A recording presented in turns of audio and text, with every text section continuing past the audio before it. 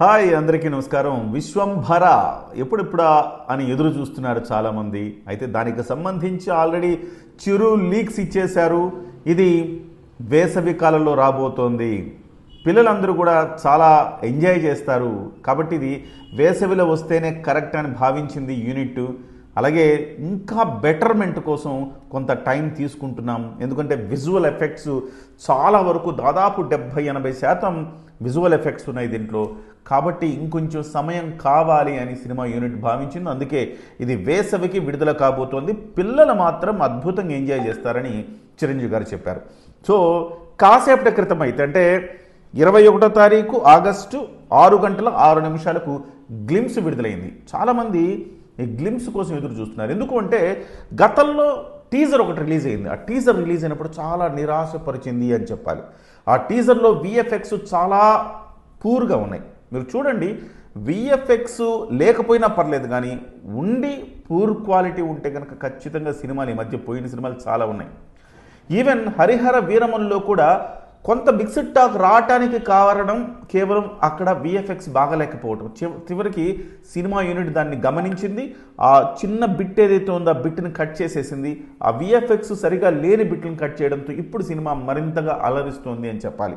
So అలాగే ఆదిపురుష్ కావచ్చు, నిన్న మొన్న విడుదలైన వార్ 2 కావచ్చు, ఈ విఎఫ్ఎక్స్ ఎఫెక్ట్ వల్లనే చాలా వరకు సినిమాలు జనానికి నచ్చకుండా పోయాయి. కాబట్టి ఈసారి ఈ చిత్ర యూనిట్ చాలా జాగ్రత్తలు తీసుకున్నట్టుగా కనపడింది. ఈ టీజర్లో ఏవైతే విమర్శలు వచ్చాయో వాటన్నింటినీ దృష్టిలో పెట్టుకుని ఈసారి గ్లిమ్స్ను రిలీజ్ చేయడం జరిగింది. ఆ గ్లిమ్స్ ఇప్పుడు నేను అదంతా కూడా మీకు వినిపించలేను కానీ బట్ ఒకటైతే వాస్తవం, ఈసారి మాత్రం ఎక్కడ విఎఫ్ఎక్స్లో ఎలాంటి లోపం అయితే నాకు కనపడలేదు. చాలా అద్భుతంగా వచ్చిందని చెప్పాలి. ఎస్పెషల్లీ నేను చూస్తూనే మాట్లాడుతున్నాను. ఎస్పెషల్లీ స్టార్టింగ్లో సన్నివేశంలో ఒక తేలు ఇసుకలో నుంచి ఇలా లేస్తూ ఉంటుంది. దాని మీద ఆ తేలు మీద ఒక సాధువు దాని మీద నిల్చుని ఉంటాడు. ఒక కర్ర త్రిశూలం లాంటిది పట్టుకుని నిల్చుని ఉంటాడు. ఆ సన్నివేశం దగ్గర నుంచి చూస్తే కనుక దాదాపుగా ఈ గ్లిమ్స్ 1 నిమిషం 14 సెకండ్ల పాటు ఉంది. ఈ గ్లిమ్స్ ఒక అద్భుతమైన ఒక అనుభూతినిచ్చింది అని చెప్పాలి. దానికి వెనక వాయిస్ ఓవర్ వస్తూ ఉంటుంది. ఆ వాయిస్ ఓవర్లో ఒక బాబు అడుగుతూ ఉంటాడనమాట, విశ్వంభర్లో అసలు ఏం జరిగిందో ఇప్పటికైనా చెప్తారా అని అడిగితే సో ఒక వ్యక్తి దానికి సంబంధించిన నెరేషన్ ఇస్తూ ఉంటాడు. సో ఒకడి స్వార్థం యుద్ధంగా మారి అంతులేని భయాన్ని ఇచ్చింది, అంతకుమించిన మరణ శాసనాన్ని రాసింది. సో కొన ఊపిరితో బతుకున్న ఓ సమూహం నమ్మకం, అలిసిపోని ఆశయం కోసం ఊపిరి పోసేవాడు ఒకడు వస్తాడు అనేది వాళ్ళ నమ్మకం. అతను వస్తాడు, వచ్చాడు అని చెప్తారు. ఎవరు అతను అంటే విశ్వంభరుడు అని చెప్పేసి చెప్తుంటాడు. సో అతను ఏం చేశాడు, ఎలా చేశాడు, ఎందుకు ఏ రకంగా కాపాడాడు, ఒక జాతిని ఏ రకంగా కాపాడాడు, ఒక ఈవిల్ నుంచి ఒక జాతిని ఏ రకంగా కాపాడాడు అన్నది ఈ స్టోరీలా కనపడుతోంది. సో ఎస్పెషల్లీ చిరంజీవి గారిని రివీల్ చేసిన సన్నివేశం అయితే గూస్ బంప్స్ అని చెప్పాలి. చిరంజీవి గారి పోరాట దృశ్యాన్ని చూపించారు. ఆ పోరాట దృశ్యంలోంచి ఒక కత్తిని ఇట్లా ఆయన దీన్ని అలా తీస్తుంటాడు. కత్తినిలాగా తీస్తున్నప్పుడు అందులో నుంచి చిరంజీవి గారి ముఖాన్ని ఆవిష్కరిస్తారు. అక్కడి నుంచి చూస్తే కనుక లాస్ట్లో చిరంజీవి గారు ఒక కనుగుడ్డుని ఇలా పట్టుకుంటే ఆ కనుగుడ్డు తిరుగుతూ ఉంటుంది, అటు ఇటు 4 వైపులా చూస్తూ ఉంటుంది. ఆ సన్నివేశంతో ఈ మొత్తం గ్లిమ్స్ అయితే ఒక రకంగా ఎండ్ అయిపోయాయని చెప్పాలి. ఏదేమైనా ఇందులో మనం టీజర్తో పోలిస్తే విఎఫ్ఎక్స్ 100% మెరుగుపడ్డాయి అని చెప్పొచ్చు. ఎక్కడా మనకు విఎఫ్ఎక్స్ బాగలేవన్న భావన అయితే ఎక్కడా రాదు. At the same time Chiranjeevi గారి లుక్స్ కూడా చాలా బాగున్నాయి. పోరాట సన్నివేశాలు చాలా బాగున్నాయి. ఎస్పెషల్లీ బ్యాక్గ్రౌండ్ మ్యూజిక్ అయితే గూస్ బంప్స్ తిప్పించేలా ఉందని చెప్పాలి. ఏదైతే మనం భయపడ్డామో విశ్వంభర అంటే వాస్తవానికి విశ్వంభర చాలాసార్లు వాయిదా పడుతూ వచ్చింది.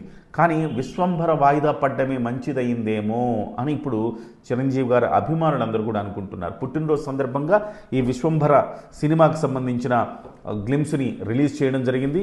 సో యువి క్రియేషన్స్ నిర్మిస్తోంది, వశిష్ఠ దీనికి దర్శకుడు.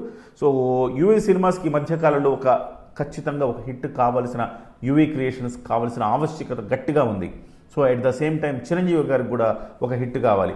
వశిష్ఠ కూడా తనను తాను ప్రూవ్ చేసుకోవాలి. ఎందుకంటే వశిష్ఠకు చిన్న హీరోలతో చేసిన తర్వాత వశిష్ఠకు ఒక పెద్ద స్టార్ హీరో ఎవరైతే కలలు కంటుంటారో ఆ కలలు కనే హీరో చిరంజీవి గారు. ఆ చిరంజీవి గారితో సినిమా చేసే అవకాశం వశిష్ఠకు దక్కింది. కాబట్టి వశిష్ఠకు కూడా ఇది చాలా అంటే ఎట్లా చెప్పాలంటే తనను నిరూపించుకునేందుకు ఒక గొప్ప అవకాశం. అట్ ద సేమ్ టైం తను కనుక సరిగ్గా పర్ఫామ్ చేసుకోలేకపోతే ఒక గొప్ప అవకాశాన్ని మిస్ అయిపోతుంది, మళ్ళీ తన కెరీర్ కూడా ప్రమాదంలో పడే అవకాశం ఉంది.